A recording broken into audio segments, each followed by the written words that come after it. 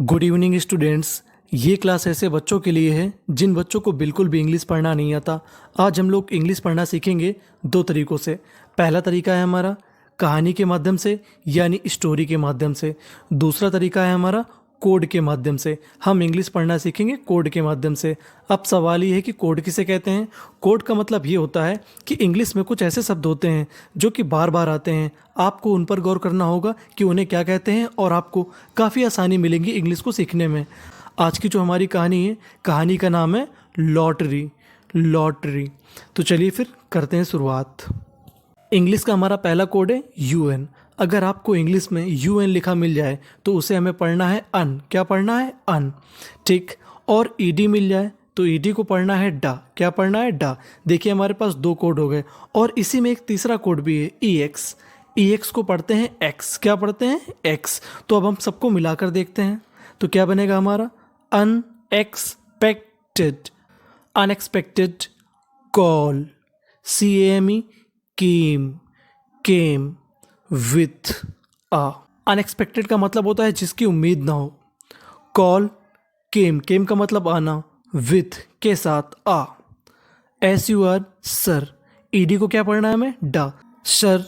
PRI हमारा एक code होता है। PRI को पढ़ते हैं हम लोग प्राई। क्या पढ़ते हैं? प्राई। और ईडी को पढ़ते हैं डा। तो क्या मीनिंग बन गई हमारी? सरप्राइज्ड। सरप्राइज्ड। सरप्राइज्ड का मतलब होता है आश्चर्यचकित हो जाना। अब फिर से हमारा एक कोड आ गया। कोड क्या है हमारा? TURE। TURE को हम लोग पढ़ते हैं चर। क्या पढ़ते हैं? चर। AD को एड। VEN when. TURE चर। तो क्या बन गई मीनिंग? एडवेंचर। एडवेंचर। अब एक बार फिर से पढ़ लेते हैं पूरी line. Unexpected call came with a surprised adventure. यानी एक ऐसी कॉल आ गई जिसकी उम्मीद नहीं थी, वो भी किसके साथ? आश्चर्य के साथ और एडवेंचर यानी रोमांच के साथ।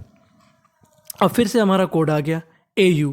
आपको इंग्लिश में कहीं पर AU लिखा मिल जाए तो उसे पढ़ना है हमें ओ। क्या पढ़ना है? ओ। और आगे लिखा है BE।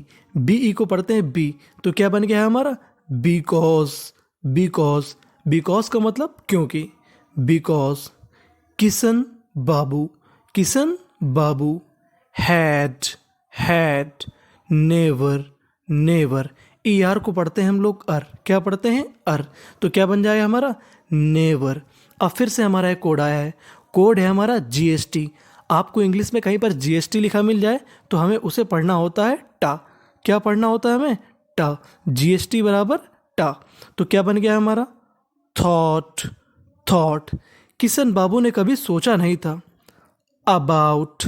About a. Chance. Chance. Chance का मतलब होता है मौका। ऑफ।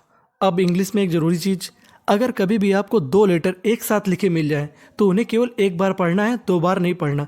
जैसे यहाँ पे एन दो बार है तो ना ना ना नहीं पढ़ना, इसे पढ़ना है ना। विनिंग। विनिंग। देखिए अगली मीनिंग में टी दो बार है लेकिन पढ़ना कितनी बार है? केवल एक बार। लॉटरी। यानी किशन बाबू ने कभी ये नहीं सोचा था कि वो लॉटरी जीत जाएंगे। He had. अब फिर से देखिए GST आ गया तो GST को मैंने क्या बताया? टा। बॉट। बॉट का मतलब खरीदा। He had bought the ticket.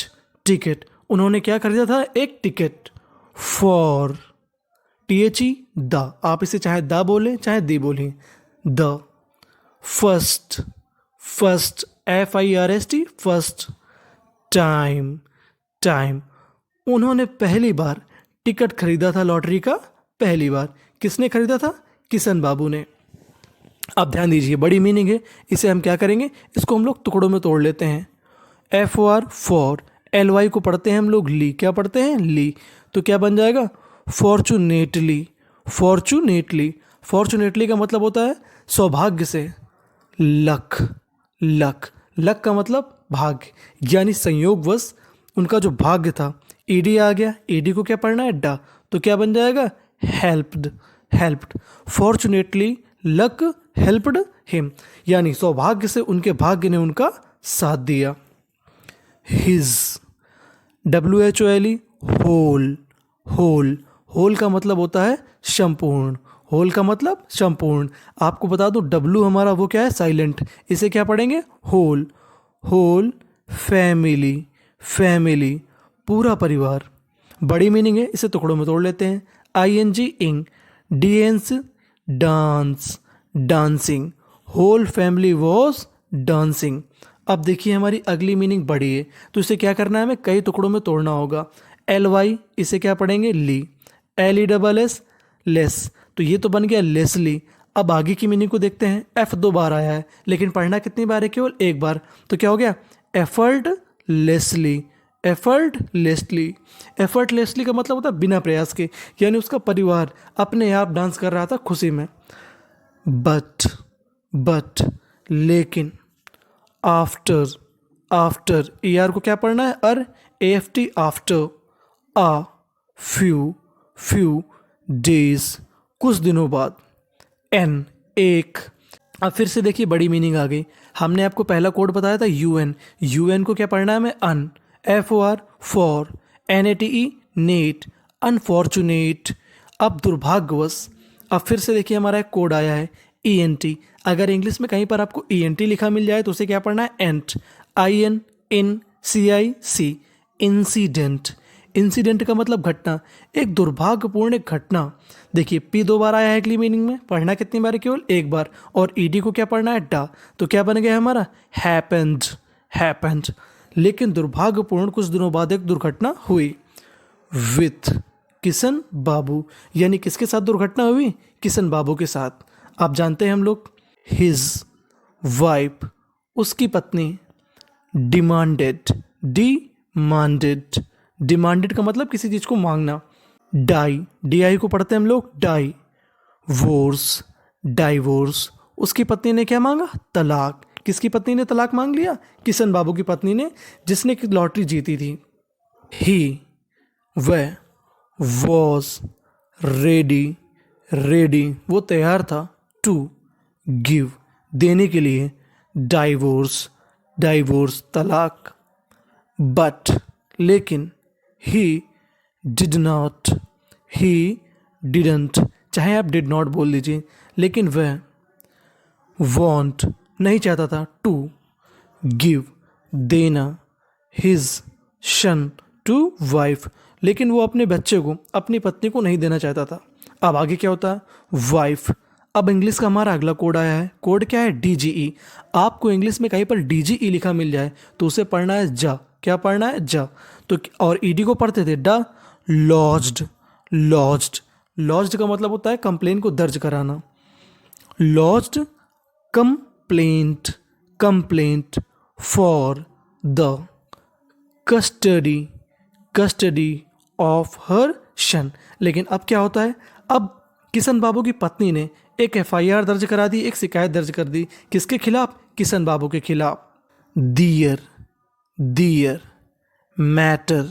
Matter, देखिए T 2 बार आया है, पढ़ेंगे केवल एक बार। ER को क्या पढ़ते हैं हम लोग, तो क्या बन गया, मैटर। दियर मैटर, उनका मैटर। केम, आया, टू कोर्ट, अदालत में। उनका मुद्दा अब कहाँ पहुँच गया, अदालत में। बोथ, दोनों। ऑफ देम, यानी वो दोनों। वांटेड, चाहते थे। द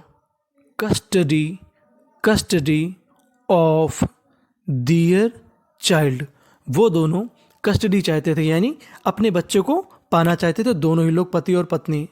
द DGE, तो क्या पढ़ेंगे, जा। द जज, न्यायाधीश। अब फिर से देखिए हमारा कोड आया है GST, तो GST को क्या पढ़ते थे हम लोग, टा। द जज थॉट, जज ने सोचा। एन आइडिया, जज ने एक आइडिया सोचा। ही आस्क्ड, ED को क्या पढ़ते थे, डा, तो क्या बन गया, आस्क्ड, उसने पूछा। द विश ऑफ चाइल्ड, अब जज ने एक आइडिया सोचा, उसने एक बच्चे से उसकी विश पूछी, यानी उसकी इच्छा पूछी, ये तुम किसके साथ रहना चाहते हो। चाइल्ड सैड, बच्चे ने कहा। टू जज से कहा, सर आई हैव, सर मेरी एक आपसे क्या है, हम्बल, REQUEST, क्वेस्ट, रिक्वेस्ट, मेरी आपसे विनती है। आई वॉन्ट, मैं चाहता हूँ। टू लिव, रहना। With both of them. बच्चे ने कहा कि हाँ मेरी इच्छा है कि मैं दोनों के साथ रहना चाहता हूँ, यानी मम्मी पापा दोनों के साथ रहना चाहता हूँ। जज एंड हिज पेरेंट्स जज और उसके माता पिता बच्चे के गॉट हो गए। TION को पढ़ते हैं हम लोग शन, हमारा कोड है। TION को क्या पढ़ना है हमें? शन। AL को अल तो क्या बन जाएगा हमारा? इमोशनल का मतलब होता है भावुक। उसके माता पिता और जज क्या हो गए? भावुक। वाइफ पत्नी। डिसाइडेड पत्नी ने निर्णय लिया। दैट कि she will not ask divorce for the child. उसने कहा अब बच्चे के लिए मैं तलाक नहीं लूंगी। आफ्टर सम टाइम कुछ समय बाद दे लिव्ड हैप्पीली फिर वो कैसे रहने लगे? खुश रहने लगे, प्रसन्नतापूर्वक रहने लगे। अब हम लोग पूरी स्टोरी रिवाइज कर जाते हैं। Unexpected call came with a surprised adventure because Kishan Babu had never thought about a chance of winning lottery. He had bought the ticket for the first time. Fortunately, luck helped him. His whole family was dancing effortlessly. But after a few days, an unfortunate incident happened with Kishan Babu. His wife demanded divorce. He was ready to give divorce, but he didn't want to give his son to his wife. Wife lodged complaint for the custody of son. Their matter came to court. Both of them wanted the custody of their child. The judge thought an idea. He asked the wish of child. Child said to judge, "Sir, I have a humble request. Sir, I have a humble request. I want to live with both of them." Judge and his parents got emotional. Wife decided that she will not ask divorce for the child. After some time, they lived happily ever